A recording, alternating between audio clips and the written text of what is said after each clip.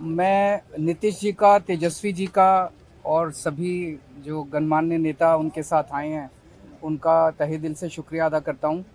जो supreme court का आदेश आया था, जिसमें सुप्रीम कोर्ट ने सारी पावर्स दिल्ली की चुनी हुई सरकार को दी थी, उसके बाद उसके 8वें दिन, सुप्रीम कोर्ट का आदेश आने के 8वें दिन, 8 दिन के अंदर उन्होंने अध्यादेश जारी करके सुप्रीम कोर्ट के ऑर्डर को पलट दिया। चुनी हुई सरकार की सारी शक्तियां छीन ली, सरकार को बिल्कुल पंगु बना दिया और सारी ताकत एलजी को दे दी कि अब एलजी दिल्ली चलाएंगे। 5-0 से जजमेंट आया था, पांचों जजों ने, संविधान पीठ ने जजमेंट दिया था, उस जजमेंट को पलट दिया 8 दिन के अंदर। ये संविधान के खिलाफ है।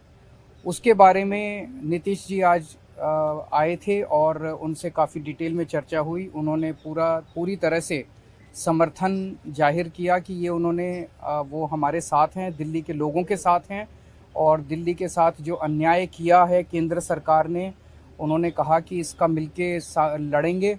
और मैंने उनसे निवेदन किया, अभी वो पूरे देश के अंदर विपक्ष को एकत्रित करने में जुड़े हुए हैं। मैंने उनसे निवेदन किया कि अगर सारा विपक्ष इकट्ठा हो जाता है, नॉन बीजेपी सारी पार्टियां इकट्ठी हो जाती हैं, तो एक तरह से राज्यसभा के अंदर अगर ये इसको बिल के रूप में लेके आते हैं तो इसको बिल के रूप में हराया जा सकता है राज्यसभा के अंदर।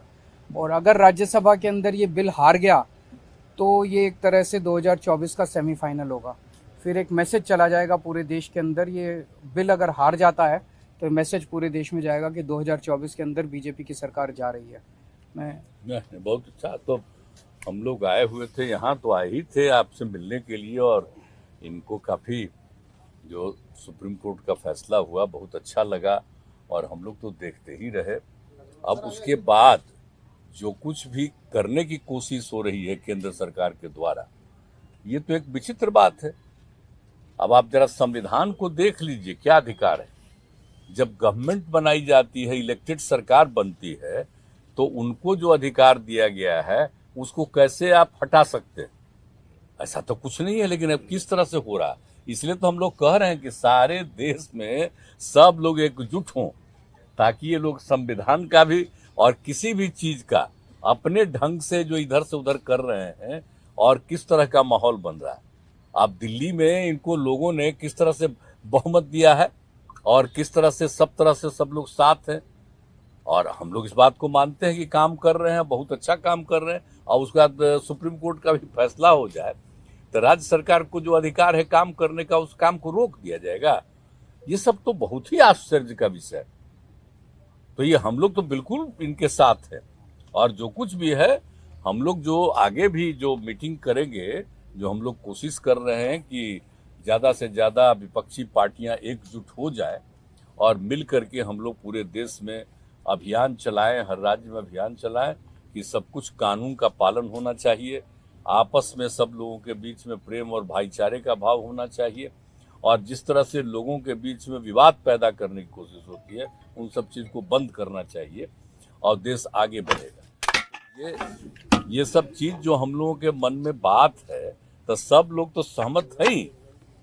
और उसके बाद अगर इस तरह की कोई बात होगा तो जो कह रहे हैं हम लोग पूरे तौर पर इनके साथ हैं। ये जो भी कह रहे हैं बिल्कुल ठीक कह रहे हैं, इनके साथ हम लोग हैं पूरे तौर पर। हम लोग तेजस्वी जी, देखिए, सारी बातें माननीय मुख्यमंत्री जी ने स्पष्ट रूप से कह ही दिया है। आज की मुलाकात खास तौर पे इसलिए है कि जो लोकतंत्र है, लोकतंत्र में चुनी हुई सरकार को जो अधिकार मिले हैं और जिस प्रकार से जो नॉन बीजेपी स्टेट में जिनकी भी गवर्नमेंट है, बीजेपी लगातार उनको तंग कर रही है, परेशान कर रही है।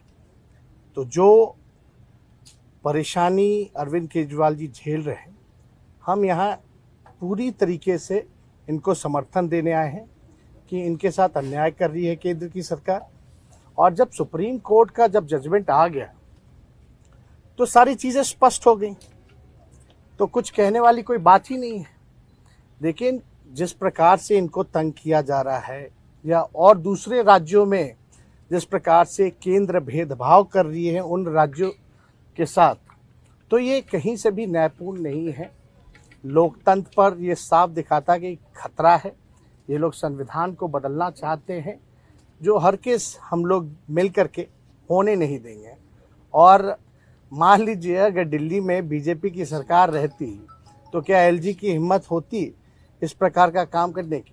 तो एक बात से पूरी तरीके से हम लोग विश्वास के साथ कह सकते हैं, जितना भी ये अरविंद केजरीवाल जी को सताएंगे, तंग करेंगे, ये उतने ही मजबूत होंगे। और मैं पूर्ण विश्वास के साथ कह सकता हूँ कि बीजेपी कभी भी दिल्ली में वापसी नहीं करेगी। तो हम लोग सब लोग इनके समर्थन में हैं और सब लोग मिल करके हम लोग जो है देश हित के लिए काम करेंगे।